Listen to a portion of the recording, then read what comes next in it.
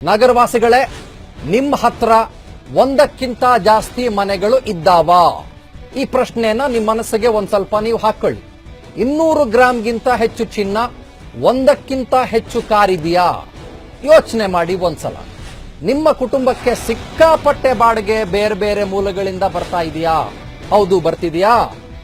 ನೀವು ಈಗಲೇ ಎಚ್ಚೆತ್ತುಕೊಳ್ಬೇಕಾಗತ್ತೆ. ಇಲ್ಲ ಅಂತಂದ್ರೆ ನಿಮಗೆ ಗಂಡಾಂತರ ಕಾದಿದೆ, ನಿಮಗೆ ಸಮಸ್ಯೆ ಕಾದಿದೆ. ಏನ್ ಮಾಡಬೇಕು ನೀವು? What should you be doing now? ಗಂಡಾಂತರ ತಪ್ಪಿಸ್ಕೊಳ್ಬೇಕು ಅಂತಂದ್ರೆ ಇಮಿಡಿಯೇಟ್ ಆಗಿ ಒಬ್ಬ ಚಾರ್ಟೆಡ್ ಅಕೌಂಟೆಂಟ್ ನ ಮೀಟ್ ಮಾಡಿ. ನೀವು ಎಲ್ಲ ಟ್ಯಾಕ್ಸ್ ಕಟ್ಟಿರ್ತೀರಿ, but what about the wealth tax? ಸಂಪತ್ತಿನ ತೆರಿಗೆಯನ್ನ ನೀವು ಕಟ್ಟಿದ್ದೀರಾ? ಸೊ ನಿಮ್ಮ ಆದಾಯ ಏನು ಅಂತ ಡಿಕ್ಲೇರ್ ಮಾಡಿ, ಎಷ್ಟು ಚಿನ್ನ ಇದೆ ಅಂತ ಡಿಕ್ಲೇರ್ ಮಾಡಿ. ನೀವು ಅದನ್ನು ಯಾವ ಮೂಲದಿಂದಾದ್ರೂ ಖರೀದಿ ಮಾಡಿರಿ, ಅದಕ್ಕೆ ನಿಮ್ಮ ಹತ್ರ ಸೋರ್ಸ್ ಆಫ್ ಇನ್ಕಮ್ ಇದ್ರೂ ಕೂಡ yes, wonderful, no doubt about it.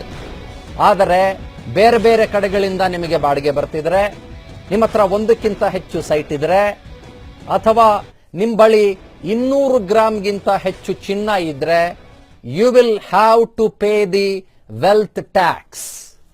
If in case ಅದು ಕಟ್ಟಿಲ್ಲ ಅಂತಂದ್ರೆ ಸಮಸ್ಯೆಗಳು ಆಗುವ ಸಾಧ್ಯತೆ ಇದೆ. ಯಾಕೆ ಬೇಕು ಸ್ವಾಮಿ ಸಮಸ್ಯೆ?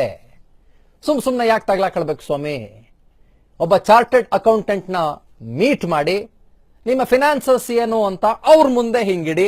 ಅದು ಇದು ಮತ್ತೊಂದು ಮಗದೊಂದು, ಅಲ್ಲಿಂದ ಇದು ಬರ್ತದೆ, ಇಲ್ಲಿಂದ ಅದು ಬರ್ತದೆ, ಅದರಿಂದ ಇದು ಬರ್ತದೆ ಅಂತನ್ನಿ.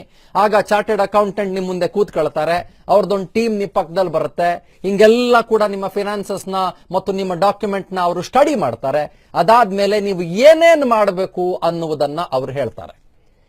ನಿಮ್ಮ ಹತ್ರ ಒಂದ್ ಮನೆ ಇದ್ರೆ, ಒಂದ್ ಸೈಟ್ ಇದ್ರೆ, ಒಂದ್ ಕಾರ್ ಇದ್ರೆ, ನಿಮ್ಮ ಹೆಸರಲ್ಲಿ ಇದ್ರೆ, ಅದಕ್ಕೆ ಲೆಜಿಟಿಮೇಟ್ ಸೋರ್ಸ್ ಆಫ್ ಇನ್ಕಮ್ ಅಂತ ಏನ್ ಹೇಳ್ತೀವಿ, ಅದಿದ್ರೆ you need not to worry at all.